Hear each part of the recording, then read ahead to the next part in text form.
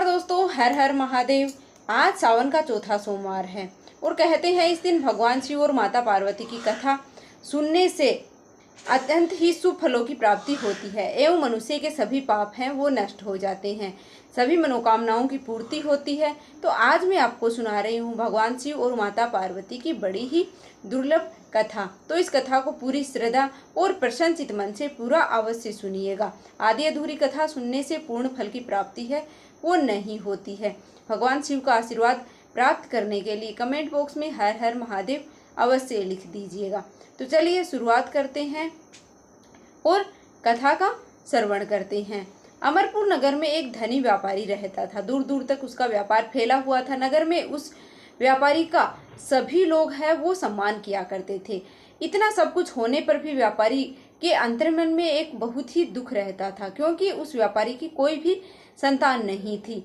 दिन रात उसे एक ही चिंता सताती रहती थी, उसकी मृत्यु के बाद उसके इतने बड़े व्यापार और धन संपत्ति का कौन मालिक बनेगा, कौन संभालेगा। पुत्र पाने की इच्छा से व्यापारी प्रत्येक सोमवार भगवान की पूजा आराधना किया करता था। सायंकाल को व्यापारी है वो शिव मंदिर में जाकर के भगवान शिव के सामने घी का दीपक जलाया करता था। उस व्यापारी की भक्ति देख करके और एक दिन देवी पार्वती ने कहा कि हे भगवान, हे प्राणनाथ, यह व्यापारी आपका सच्चा भक्त है।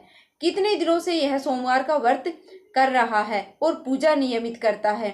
भगवान आप इस व्यापारी की जो भी मनोकामना है इसको अवश्य पूर्ण करें। भगवान शिव ने मुस्कुराते हुए कहा कि हे पार्वती, इस संसार में सबको उसके कर्मों के अनुसार फल की प्राप्ति होती है। प्राणी जैसा कर्म करते हैं उन्हें वैसा ही फल है वो प्राप्त होता है। इसके बावजूद पार्वती नहीं मानी। उन्होंने आग्रह किया और कहा कि नहीं प्राणनाथ, आपको इस व्यापारी का दुख है वो दूर करना ही होगा, इसकी इच्छा पूरी करनी पड़ेगी। यह आपका बहुत ही बड़ा भक्त है, प्रत्येक सोमवार आपका विधिवत व्रत रखता है और पूजा आराधना करता है और आपको भोग लगा करके और एक समय भोजन ग्रहण करता है। आपको इसको पुत्र प्राप्ति का वरदान देना ही होगा। पार्वती का इतना आग्रह देख करके भगवान शिव ने कहा कि तुम्हारे आग्रह पर मैं इस व्यापारी को पुत्र प्राप्ति का वरदान देता हूँ, लेकिन इसका पुत्र है वो 16 वर्ष तक ही जीवित रहेगा, इससे अधिक वह जीवित नहीं रहेगा। और उसी रात भगवान शिव ने उस व्यापारी को सौपन में दर्शन दिया और उसे पुत्र प्राप्ति का वरदान दिया और उसके पुत्र के 16 वर्ष तक जीवित रहने की बात भी भगवान शिव ने उस व्यापारी को बताई। भगवान के वरदान से व्यापारी को न तो खुशी हुई और न ही दुख हुआ, लेकिन पुत्र की अल्पायु की चिंता ने उसकी खुशी को भी नष्ट कर दिया। व्यापारी पहले की तरह ही सोमवार की विधिवत पूजन है वो करता रहा। कुछ महीने के पश्चात उसके घर में अति सुंदर बालक है वो उत्पन्न हुआ।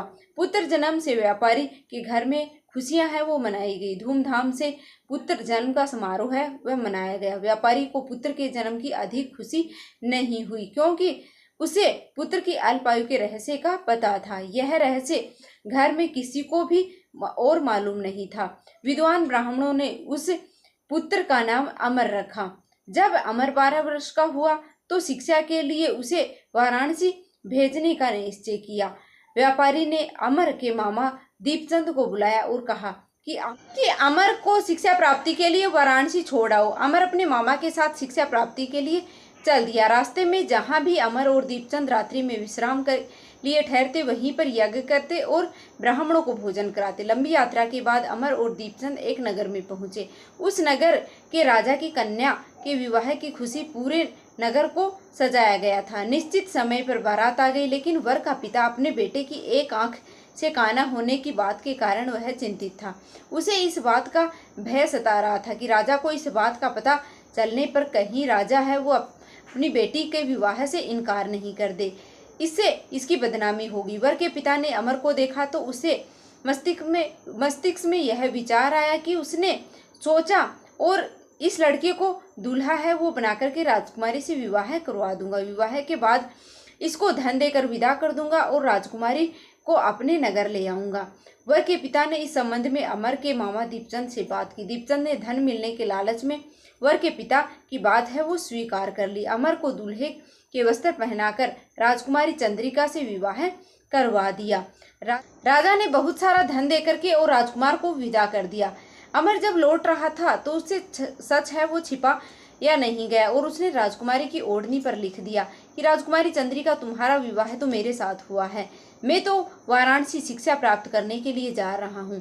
अब तुम्हें जिस युवक के साथ तुम्हें पत्नी बनकर रहना है वह एक आंख से काना है। जब राजकुमारी ने अपनी ओढ़नी पर लिखा हुआ पढ़ा तो वह उस काने लड़के के साथ जाने से इनकार कर देती है। राजा ने सब बातें जान करके राजकुमारी को महल में ही रख लिया। इधर अमर अपने मामा दीपचंद के साथ वाराणसी पहुंच गया। अमर ने गुरुकुल में पढ़ना शुरू कर दिया। जब अमर की आयु 16 वर्ष की पूरी हुई तो उसने यज्ञ किया। यज्ञ की समाप्ति पर ब्राह्मणों को भोजन कराया और खूब अन्न वस्त्र का दान किया। रात को अमर अपने शयन कक्ष में सो गया। शिव के वरदान के अनुसार उसे शयन अवस्था में ही अमर के प्राण पखेरु हैं वो उड़ गए। सूर्य उदय पर मामा अमर को मृत देख करके और रोने पीटने लगता है। आसपास के लोग हैं वो एकत्रित हो जाते हैं और दुख प्रकट करने लगते हैं। मामा के रोने और विलाप करने का स्वर समीप से ही गुजर रहे शिव और पार्वती के कानों में भी सुनने लगा।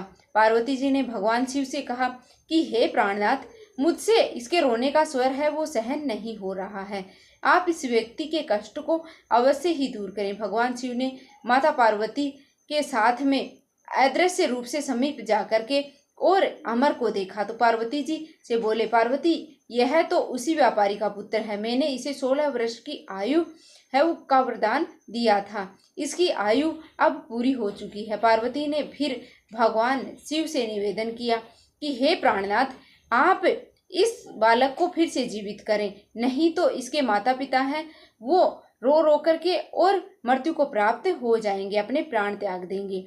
इस लड़के का पिता तो आपका परम भक्त है और वर्षों से सोमवार का व्रत करता आ रहा है, आपको भोग लगा रहा है। पार्वती के आग्रह करने पर भगवान शिव ने उस लड़के को पुनर्जीवित है वो कर दिया, वरदान दे दिया और फिर कुछ पल के ही बाद वह लड़का है वो जीवित होकर और उठकर बैठ गया। शिक्षा समाप्त करके अमर मामा के साथ अपने नगर की ओर चल दिया। चलते हुए उसी नगर में वह पहुंच गया जहां अमर का विवाह हुआ था। उस नगर में अमर ने यज्ञ का आयोजन है वो किया और समीप से गुजरते हुए नगर के राजा ने यज्ञ का आयोजन देखा। राजा ने अमर को तुरंत ही पहचान लिया। यज्ञ समाप्त होने पर राजा अमर और उसके मामा को महल ले गया और कुछ दिन उन्हें महल में ही रखकर बहुत सारा अन्न धन और वस्त्र देकर राजकुमारी के साथ विदा किया। रास्ते में सुरक्षा के लिए राजा ने बहुत से सैनिकों को भी साथ में भेजा। दीपचंद ने नगर में पहुंचते ही एक दूत ने घर जाकर के आगमन की सूचना भेजी। अपने बेटे अमर के जीवित वापस लौटने की सूचना पर व्यापारी है वो बहुत ही प्रसन्न हुआ। व्यापारी ने अपनी पत्नी के साथ स्वयं को एक कमरे में बंद करके रखा था। भूखे प्यासे रह करके व्यापारी और उसकी पत्नी बेटे की प्रतीक्षा है वो कर रहे थे। उन्होंने प्रतिज्ञा कर रखी थी कि यदि उन्हें अपने बेटे की मृत्यु का समाचार है वो मिला तो वह दोनों अपने प्राण त्याग देंगे। व्यापारी अपनी पत्नी और मित्रों के साथ नगर के द्वार पर पहुंचा। उन्होंने बेटे के विवाह का समाचार सुनकर पुत्र वधू राजकुमारी चंद्रिका को देख करके उनकी खुशी का कोई भी ठिकाना नहीं रहा। उसी रात भगवान शिव ने व्यापारी को फिर से सौपन में आकर दर्शन दिए और कहा कि हे श्रेष्ठी, मैंने तेरे सोमवार के व्रत करने और कथा सुनने से प्रसन्न होकर के तेरे पुत्र की लंबी आयु प्रदान की है। व्यापारी बहुत ही प्रसन्न हुआ।